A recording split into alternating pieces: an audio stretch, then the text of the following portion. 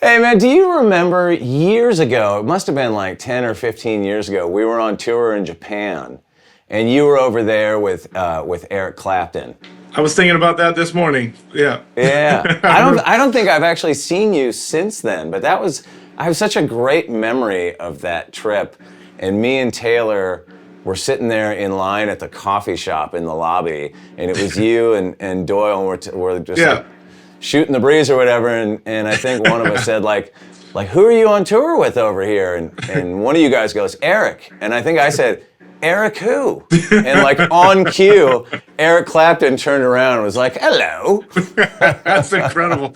But yeah, I was thinking about that this morning, man. That had to be 2006 or 2007, because I was out with him for maybe a year and a half. And you guys played the Budokan. I remember we came to see a show. Yes.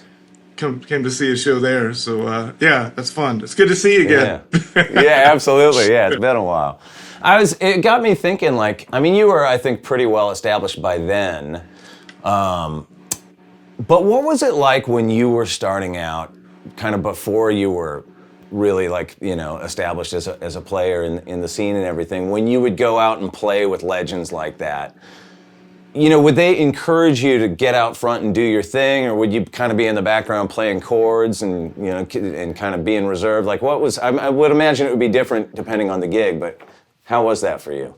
You know, I was really lucky to play with a lot of my heroes early. I started touring at 9 or 10 years old, and I remember doing shows with Buddy Guy then, and setting with Bob Dylan then, like 11 or 12, and I was always I was reserved naturally, so that, you know, they would have to pull you out of your shell a little bit.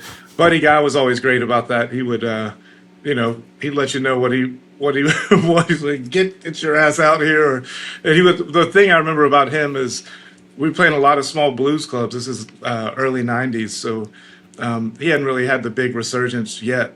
Still playing Skipper's Smokehouse in Tampa, Florida, and these little tiny clubs that are still rolling.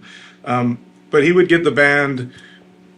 When he wanted to bring it down, he would just bring it down to a whisper, man. Like the band's cooking, but it still wasn't quiet enough, and you could hear the amps humming. I remember that discipline and that use of dynamics just being a huge kind of a huge thing that went off in my head. That it's powerful when you can bring things down to that level and still hold the intensity. Because then when you take the lid off of it, it's a big trip that you've taken. So I was always lucky. At least I'm sure there were a few people I met along the way that were less inviting, and you know, but those are usually fond of those are the mediocre musicians. The great ones are usually really confident in their shoes, and they're like, come on, like what you got.